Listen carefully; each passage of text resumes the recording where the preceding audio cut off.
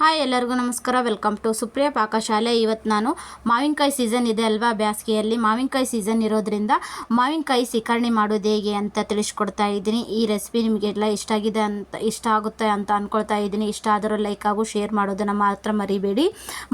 ಮಾವಿನ ಹಣ್ಣಿನ ಸಿಕರಣೆ ಮಾಡೋದು ಹೇಗೆ ಅಂತ ತಿಳಿಸ್ಕೊಡ್ತಾ ಇದ್ದೀನಿ. ಮಾವಿನ ಹಣ್ಣಿನ ಸಿಕರಣೆ ಮಾಡೋದಕ್ಕೆ ಈಗ ನಾನು ಒಂದು ಡಬ್ರಿಯಲ್ಲಿ ನೀರು ತೊಗೊಂಡಿದ್ದೀನಿ. ನೀರಲ್ಲಿ ಮಾವಿನ ಹಣ್ಣು ಹಾಕ್ಕೊಂಡಿದ್ದೀನಿ. ಹಾಕಿದ್ಮೇಲೆ 1 ಸ್ಪೂನ್ ಅಷ್ಟು ಉಪ್ಪು ಹಾಕ್ಕೊಳ್ಬೇಕು. ಉಪ್ಪು ಹಾಕಿ ಒಂದು 5 ನಿಮಿಷ ಈ ಥರ ಬಿಡಬೇಕು. ಉಪ್ಪಲ್ಲೇ ಮಾವಿನ ಹಣ್ಣು ಬಿಡಬೇಕು.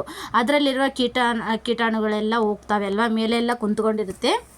ಅದಕ್ಕೆ ಈ ಥರ ನೀರಲ್ಲಿ ಚೆನ್ನಾಗಿ ತೊಳ್ಕೊಬೇಕು. ಫಸ್ಟು ಮಾವಿನ ಹಣ್ಣನ್ನು ತಂದ ಮೇಲೆ ಈ ಥರ ನೀರಲ್ಲಿ ಹಾಕಿ ಉಪ್ಪು ಹಾಕಿ ಒಂದು 5 ನಿಮಿಷ ನೆನೆ ಬಿಡಬೇಕು. ಬಿಟ್ಟ ಮೇಲೆ ಈ ಥರ ಚೆನ್ನಾಗಿ ತೊಳ್ಕೊಬೇಕು. ತೊಳೆದ್ಮೇಲೆ ನಾವು ಇವಾಗ ಹೊರಗಡೆ ಒಂದು ಬಟ್ಲದಲ್ಲಿ ಆಗಿರ್ಬೋದು ಹಾಗೂ ಒಂದು ಡಬ್ರಿಯಲ್ಲಿ ಆಗಿರ್ಬೋದು ಮಾವಿನ ಹಣ್ಣನ್ನು ಈ ಥರ ತಗೊಳ್ತಾ ಇದ್ದೀನಿ ನಾನು. ಓಕೆ, ನೋಡ್ತಾ ಇದ್ರಲ್ವ, ಈ ಥರ ತೆಗಿಬೇಕು ಮಾವಿನ ಹಣ್ಣನ್ನ. ತೆಗೆದ್ಮೇಲೆ ನೀರೆಲ್ಲದನ್ನು ಸಹ ಒಂದು ಸೈಡಲ್ಲಿ ಇಟ್ಕೊಳ್ಬೇಕು. ಮಾವಿನ ಹಣ್ಣು ಅಷ್ಟೇ ತಗೊಳ್ಬೇಕು. ಇವಾಗ ನಾನು ಮಾವಿನ ಹಣ್ಣು ತಗೊಂಡಿದ್ನಲ್ವ, ಇವಾಗ ನೀರು ಎಲ್ಲ ಒಂದು ಡಬ್ರಲ್ಲಿ ಹಾಕಿ ಇಟ್ಕೊಂಡಿದ್ದೀನಿ. ಇವಾಗ ನಾನು ಮಾವಿನ ಹಣ್ಣನ್ನು ಹಿಂಡ್ಕೊಳ್ತಾ ಇದ್ದೀನಿ. ಈ ಥರ ಚೆನ್ನಾಗಿ ಮಾವಿನ ಹಣ್ಣನ್ನು ಹಿಂಡ್ಕೊಳ್ತಾ ಇದ್ದೆ ನಾನು. ಅದೇ ಟೈಮಲ್ಲಿ ನಮ್ಮಮ್ಮ ನಾನು ಮಾಡ್ತೀನಿ ಅಂತ ಹೇಳಿದ್ರು.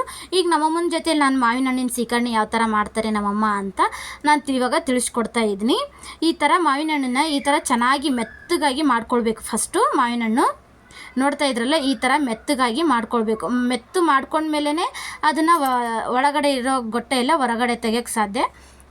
ನೋಡ್ತಾ ಇದ್ರೆ ಈ ಥರ ಚೆನ್ನಾಗಿ ಹೆಚ್ಕೊಳ್ಬೇಕು. ಹೆಚ್ಕೊಂಡ್ಮೇಲೆ ಇವಾಗ ಎಲ್ಲದನ್ನು ಸಹ ಚೆನ್ನಾಗಿ ಹಿಂಡ್ಕೊಳ್ಬೇಕು. ಹಣ್ಣು ಎಲ್ಲದನ್ನು ಈ ಥರ ಸಿಪ್ಪೆ ಎಲ್ಲ ತಕ್ಕೊಂಡು ಹಣ್ಣು ಹಿಂಡ್ಕೊಳ್ಬೇಕು. ಓಕೆ, ನೋಡ್ತಾ ಇದ್ರಲ್ವ, ಈ ಥರ ಸಿಪ್ಪೆ ಎಲ್ಲ ತಕ್ಕೊಂಡು ಈ ಒಳಗಡೆ ಇರುವ ಹಣ್ಣಿನ ಅಂಶ ಎಲ್ಲ ತಕ್ಕೊಳ್ಬೇಕು. ಈ ಥರ ಸಿಪ್ಪೆ ಮೇಲೆಲ್ಲ ಹಣ್ಣು ಇರುತ್ತೆ ಅಲ್ವಾ, ಮಾವಿನ ಹಣ್ಣು ಈ ಥರ ತಕ್ಕೊಳ್ಬೇಕು. ತಕ್ಕೊಂಡು ನೀಟಾಗಿ ತಕ್ಕೊಳ್ಬೇಕು, ಸ್ವಲ್ಪನೂ ಬಿಡಲಾರ್ದೇ. ಓಕೆ, ಇವಾಗ ನೀಟಾಗಿ ತಕ್ಕೊಳ್ತಾ ಇದ್ದೀನಿ. ಇದು ನಮ್ಮಮ್ಮ ಮಾಡಿರುವಂತಹ ಮಾವಿನ ಹಣ್ಣಿನ ಸಿಕರಣೆ. ನಿಜವಾಗ್ಲೂ ಹಳ್ಳಿ ಸ್ಟೈಲ್ ಅಲ್ಲಪ್ಪ ಅಂತಂದರೆ ತುಂಬ ರುಚಿಯಾಗಿರುತ್ತೆ. ಅಷ್ಟು ಚೆನ್ನಾಗಿ ಮಾಡ್ತಾರೆ ಹಳ್ಳಿ ಸ್ಟೈಲಲ್ಲಿ. ಅದಕ್ಕೆ ನಮ್ಮಮ್ಮನ ಜೊತೆನೇ ನಾನು ಇವತ್ತು ಮಾವಿನ ಹಣ್ಣಿನ ಸಿಕರಣೆ ಮಾಡೋದು ಹೇಗೆ ಅಂತ ನಿಮಗೆ ತಿಳಿಸ್ಕೊಡ್ತಾ ಇದ್ದೀನಿ.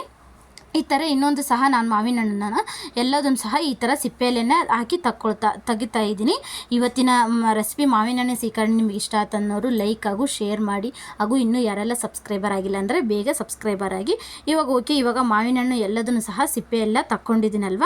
ನೋಡಿ, ಇವಾಗ ಸಿಪ್ಪೆ ಎಲ್ಲ ತೆಗೆದ್ಮೇಲೆ ನಿಮಗೆ ಎಷ್ಟು ಬೇಕನ್ಸುತ್ತೋ ಸ್ವಲ್ಪ ಗಟ್ಟಿ ಇದ್ದರೆ ಇನ್ನೂ ಚೆನ್ನಾಗಿರುತ್ತೆ ಮಾವಿನ ಹಣ್ಣಿನ ಸಿಕರಣೆ. ಸ್ವಲ್ಪ ನೀರಿದ್ರಪ್ಪ ಅಂತಂದ್ರೆ ಅಷ್ಟು ಚೆನ್ನಾಗಿ ಅನ್ಸೋದೇ ಇಲ್ಲ. ನಾನು ಇದಕ್ಕೆ ಜಾಸ್ತಿ ನೀರು ಹಾಕ್ತಾ ಇಲ್ಲ, ಒಂದೇ ಒಂದು ಗ್ಲಾಸ್ ಅಷ್ಟು ನೀರು ಹಾಕೊಳ್ತಾ ಇದ್ದೀನಿ. ಇವಾಗ ಸಿಪ್ಪೆ ಒಳಗಿರುವೆಲ್ಲ ಹಣ್ಣಿನಂಶ ಎಲ್ಲ ತೆಗ್ದಿದ್ವಲ್ವ, ಹಣ್ಣಿನಂಶ ತೆಗೆದು ನಾನು ಬರೀ ಸಿಪ್ಪೆ ತೊಗೊಂಡಿದ್ದೀನಿ. ಸಿಪ್ಪಿಗಷ್ಟೇ 1 ಗ್ಲಾಸ್ ಅಷ್ಟು ನೀರು ಹಾಕೊಳ್ತಾ ಇದ್ದೀನಿ. ಮಾವಿನ ಹಣ್ಣು ಸಿಕರಣೆ ಇಟ್ಕೊಂಡಿದ್ವಲ್ವ, ಅದಕ್ಕೆ ನೀರು ಹಾಕ್ಕೊಳ್ಳೋದೇ ಇಲ್ಲ. ಇವಾಗ ಸಿಪ್ಪೆ ತಗೊಂಡಿದ್ವಿ, ಇದಕ್ಕಷ್ಟೇ ಇನ್ನೊಂದು ಸ್ವಲ್ಪ ಹಣ್ಣಿನಂಶ ಐತೆ ಅಂತ ನಾನು ಸ್ವಲ್ಪ 1 ಗ್ಲಾಸಸ್ ಅಷ್ಟೇ ನೀರು ಹಾಕ್ಕೊಳ್ತಾ ಇದ್ದೀನಿ. ಓಕೆ, ನೋಡ್ತಾ ಇದ್ರಲ್ಲ, ಸ್ವಲ್ಪ ನೀರು ಹಾಕಿದ್ದೀನಿ ನಾನು. ನಮ್ಮ ಜಾಸ್ತಿ ನೀರು ಹಾಕೋದು ಬೇಡ, ಸ್ವಲ್ಪ 1 ಗ್ಲಾಸ್ ನೀರಾದರೆ ಸಾಕು ಅಂತ ಹೇಳಿದರು. ಅದಕ್ಕೆ 1 ಗ್ಲಾಸ್ ಅಷ್ಟು ನೀರಷ್ಟೇ ಹಾಕಿದ್ದೀನಿ ನಾನು. ಈ ಥರ ನೀರು ಹಾಕಿ ಸ್ವಲ್ಪ ಗಟ್ಟಿ ಮಾಡಿ ನೀವು ಚಪಾತಿಯಲ್ಲಿ ಆಗಿರ್ಬೋದು ಹಾಗೂ ದೋಸೆಯಲ್ಲಿ ಆಗಿರ್ಬೋದು ತುಂಬಾ ಕಾಂಬಿನೇಷನ್ ಅಂತಲೂ ಹೇಳ್ಬೋದು. ಮಾವಿನ ಹಣ್ಣಿನ ಸಿಕರಣೆ ಅಷ್ಟು ಚೆನ್ನಾಗಿರುತ್ತೆ, ನಿಜವಾಗ್ಲೂ ಅಷ್ಟು ತುಂಬ ರುಚಿ ಕೊಡುತ್ತೆ ಮಾವಿನ ಹಣ್ಣಿನ ಸಿಕರಣೆ. ಇದು ನೀವು ಏನಪ್ಪ ಅಂತಂದರೆ ಬೆಲ್ಲದಲ್ಲೇ ಮಾಡ್ಕೊಂಡು ಉಂಡ್ರಪ್ಪ ಅಂತಂದರೆ ಶುಗರ್ ಇರೋರು ಸಹ ಬೆಲ್ಲದ ಉಣ್ಬೋದು. ಸಕ್ಕರೆದಪ್ಪ ಅಂತಂದರೆ ಉಣ್ಣಕ್ಕಾಗಲ್ವಲ್ವ, ಅದಕ್ಕೆ ನಾನು ಇವತ್ತು ಬೆಲ್ಲದಲ್ಲೇ ಬೆಲ್ಲ ಹಾಕಿ ಸಿಕರಣೆ ಮಾಡೋದು ಹೇಗೆ ಅಂತ ತಿಳಿಸ್ಕೊಡ್ತಾ ಇದ್ದೀನಿ.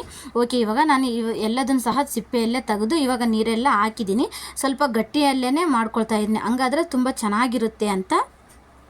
ಇವಾಗ ಅದಕ್ಕೆ ನೀರೆಲ್ಲ ಹಾಕಿದ ಮೇಲೆ ಇವಾಗ ನಾನು ಬೆಲ್ಲನ ಒಂದು ಕವರಲ್ಲಿ ಹಾಕಿ ಬೆಲ್ಲ ಜಜ್ಕೊಳ್ತಾ ಇದ್ದೀನಿ. ಬೆಲ್ಲ ಸ್ವಲ್ಪ ವೈಟಾಗಿರಬೇಕು, ಹಂಗಾದ್ರೆ ತುಂಬ ಚೆನ್ನಾಗಿರುತ್ತೆ. ನಿಮಗೆ ಎಷ್ಟು ಬೇಕನ್ಸುತ್ತೋ, ನೀವು ಎಷ್ಟು ಸಿಕರಣೆ ಮಾಡಿರ್ತೀರೋ ಅಷ್ಟನ್ನ ನೀವು ಬೆಲ್ಲ ಹಾಕ್ಕೊಳ್ಬೋದು. ನಾನಿವಾಗ 1 kg ಅಷ್ಟು ಸಿಕರಣೆಗೆ 3 ಕಪ್ ಅಷ್ಟು ಬೆಲ್ಲ ಹಾಕ್ಕೊಳ್ತಾ ಇದ್ದೀನಿ. ಹಂಗಾದ್ರೆ ಸ್ವಲ್ಪ ಸ್ವೀಟ್ ಕರೆಕ್ಟಾಗಿರುತ್ತೆ ಅಂತಂದರೆ, ನೀವು ಸ್ವೀಟ್ ತಿನ್ನೋದಿಲ್ಲಪ್ಪ ಅಂತಂದರೆ 2 ಕಪ್ ಅಷ್ಟು ಹಾಕ್ಕೊಳ್ಬೋದು. ಈ ಕಪ್ ಇದೆ ಅಲ್ವಾ, ಆ ಕಪ್ಪಲ್ಲೇ ನಾನು 3 ಕಪ್ ಅಷ್ಟು ಬೆಲ್ಲ ಹಾಕ್ಕೊಳ್ತಾ ಇದ್ದೀನಿ. ನೀವು 1 ಕಪ್ಪನ್ನು ಸ್ಕಿಪ್ ಮಾಡ್ಬೋದು, ಇಲ್ಲಪ್ಪ ಅಂತಂದರೆ ಸ್ವೀಟ್ ಜಾಸ್ತಿ ಬೇಡಪ್ಪ ಅಂತಂದರೆ. ನಾನು ಇವಾಗ ಕರೆಕ್ಟಾಗಿ ನಿಮಗೆ 1 kgಗೆ 3 ಕಪ್ ಅಷ್ಟು ಬೆಲ್ಲ ಹಾಕಿದರೆ ತುಂಬ ಚೆನ್ನಾಗಿರುತ್ತೆ, ಹಾಗೂ ಟೇಸ್ಟ್ ಸಹ ಕರೆಕ್ಟಾಗಿರುತ್ತೆ ಅಂತ ನಾನು 3 ಕಪ್ ಅಷ್ಟು ಬೆಲ್ಲ ಹಾಕ್ಕೊಳ್ತಾ ಇದ್ದೀನಿ. ಬೆಲ್ಲದ ಸಿಕರಣೆನೇ ಮಾಡ್ತಾಯಿದ್ದೀನಿ ನಾನಿವತ್ತು. ಓಕೆ, ಇವಾಗ 1 ಕಪ್ ಆಗಿದೆ. ಇವಾಗ ಹಾಗೆ ಇವತ್ತಿನ ರೆಸಿಪಿ ನಿಮ್ಗೆ ಇಷ್ಟ ಆಗಿದೆ ಅಂತಂದರೆ, ಇಷ್ಟ ಆದವರು ಲೈಕ್ ಹಾಗೂ ಶೇರ್ ಮಾಡೋದನ್ನು ಮಾತ್ರ ಮರಿಬೇಡಿ. ಹಾಗೂ ಇನ್ನೂ ಯಾರೆಲ್ಲ ಸಬ್ಸ್ಕ್ರೈಬರ್ ಆಗಿಲ್ಲ ಅಂದರೆ ಬೇಗ ಸಬ್ಸ್ಕ್ರೈಬರ್ ಆಗಿ. ಓಕೆ, ಇವಾಗ 2 ಕಪ್ ಬೆಲ್ಲ ಆಗಿದೆ. 3 ಕಪ್ಪಷ್ಟು ಬೆಲ್ಲ ಹಾಕ್ತಾಯಿದ್ದೀನಿ. ಹಂಗಾದರೆ ತುಂಬ ಚೆನ್ನಾಗಾಗುತ್ತೆ, ಸ್ವೀಟ್ ಆಗೋಗುತ್ತೆ. ನೋಡಿ, ನಾನು ಜಾಸ್ತಿನೂ ಸಹ ನೀರು ಹಾಕಿಲ್ಲ, ಏನಿಲ್ಲ, ತುಂಬ ಚೆನ್ನಾಗಿ ಗಟ್ಟಿಯಾಗಿದೆ. ನೋಡಿ, ಇವಾಗ 3 ಕಪ್ಪಷ್ಟು ಬೆಲ್ಲ ಹಾಕಿದ್ದೀನಿ ನಾನು. ಓಕೆ, 3 ಕಪ್ಪಷ್ಟು ಬೆಲ್ಲ ಹಾಕಿದ್ಮೇಲೆ ಸ್ವಲ್ಪ ಒಂದು ಸ್ಪೂನ್ ತೊಗೊಂಡು ಈ ಥರ ಚೆನ್ನಾಗಿ ಕೈ ಆಡಿಸ್ಬೇಕು. ನೋಡ್ತಾ ಇದ್ರಲ್ಲ, ಈ ಥರ ಚೆನ್ನಾಗಿ ಕಲಿಸ್ಬೇಕು. ಕಲಿಸೋದ್ರಿಂದ ಸೀಕರ್ಣಿ ತುಂಬ ಚೆನ್ನಾಗೂ ಸಹ ಆಗುತ್ತೆ. ಅದರಲ್ಲಿರುವ ಬೆಲ್ಲ ಎಲ್ಲ ಚೆನ್ನಾಗಿ ಕರಗುತ್ತೆ. ಇವಾಗ ನಾನು ಏಲಕ್ಕಿ ಪೌಡ್ರ್ ಹಾಕ್ಕೊಳ್ತಾ ಇದ್ದೀನಿ. ಏಲಕ್ಕಿ ಪೌಡ್ರನ್ನು ಚೆನ್ನಾಗಿ ಪೇಸ್ಟ್ ಆಗೋ ತಕ್ಕನ ಮಿಕ್ಸಿಗಾದ್ರೂ ಹಾಕ್ಕೊಳ್ಬೋದು, ಇಲ್ಲಾಂದ್ರೆ ಒಂದು ಕಲ್ಲು ತೊಗೊಂಡಾದ್ರೂ ಜಜ್ಜಿ ಹಾಕ್ಕೊಳ್ಬೋದು. ಇವಾಗ ಚೆನ್ನಾಗಿ ಸಣ್ಣಾಗಿ ನಾನು ಜಜ್ಜಿ ಹಾಕ್ಕೊಳ್ತಾ ಇದ್ದೀನಿ ಏಲಕ್ಕಿನ. ಓಕೆ, ನೋಡಿ ಎಷ್ಟು ಚೆನ್ನಾಗಿ ಆಗಿದೆ ಬೆಲ್ಲದ ಸೀಕರ್ಣಿ ಅಂತ. ಇವಾಗ ಒಂದು ಸ್ಪೂನ್ ತೊಗೊಂಡು ಈ ಥರ ಚೆನ್ನಾಗಿ ಒಂದು 5 ನಿಮಿಷ ಬಿಟ್ಟು ಕಲಿಸ್ಕೊಳ್ಬೇಕು. ನಾನು ಇವಾಗ ಒಂದು 5 ನಿಮಿಷ ಬಿಟ್ಟು ಬೆಲ್ಲ ಅಲ್ವಾ, ಬೆಲ್ಲ ಎಲ್ಲ ಕರಗಬೇಕಲ್ವ, ಬೆಲ್ಲ ಎಲ್ಲ ಕರಗೋ ತಕ್ಕನ ಈ ಥರ ಒಂದು 5 ನಿಮಿಷ ಬಿಟ್ಟು ಕಲಿಸ್ಕೊಳ್ತಾ ಇದ್ದೀನಿ. ನೋಡಿ, ಈ ಥರ ಬೆಲ್ಲದ ಸೀಕರ್ಣಿ ರೆಡಿಯಾಗಿದೆ. ಇವತ್ತು ನಾನು ನಮ್ಮಮ್ಮ ಮಾಡಿರುವಂಥ ಬೆಲ್ಲದ ಸೀಕರ್ಣಿ ರೆಡಿಯಾಗಿದೆ. ಇದನ್ನು ನಾನು ಒಂದು ಬಟ್ಲಿಕ್ಕೆ ಸರ್ವ್ ಮಾಡ್ತಾ ಇದ್ದೀನಿ. ನೋಡಿ, ಇವಾಗ ಎಷ್ಟು ಚೆನ್ನಾಗಾಗಿದೆ ಬೆಲ್ಲದ ಸೀಕರ್ಣಿ ಅಂತ.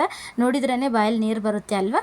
ಓಕೆ, ಇವಾಗ ರೆಡಿಯಾಗಿದೆ ಬೆಲ್ಲದ ಸೀಕರ್ಣಿ. ಬೆಲ್ಲದ ಸೀಕರ್ಣಿ ನಿಮಗೆ ಇಷ್ಟ ಆಯ್ತು ಅನ್ನೋರು ಲೈಕ್ ಮಾಡಿ, ಶೇರ್ ಮಾಡಿ, ಹಾಗೂ ಫ್ರೆಂಡ್ಸ್ಗೂ ಫ್ಯಾಮಿಲಿ ಮೆಂಬರ್ಸ್ಗೆ ಶೇರ್ ಮಾಡಿ ಅಂತ ಕೇಳುತ್ತಾ, ಓಕೆ ಫ್ರೆಂಡ್ಸ್, ಮುಂದಿನ ರೆಸಿಪಿಗೊಂದಿಗೆ ಮತ್ತೆ ಬರ್ತೀನಿ. ಇವತ್ತಿನ ರೆಸಿಪಿ ನಿಮಗೆ ಇಷ್ಟ ಆದಂದರು ಲೈಕ್ ಹಾಗೂ ಶೇರ್ ಮಾಡೋದನ್ನು ಮಾತ್ರ ಮರಿಬೇಡಿ. ಓಕೆ ಫ್ರೆಂಡ್ಸ್, ಬಾಯ್ ಬಾಯ್.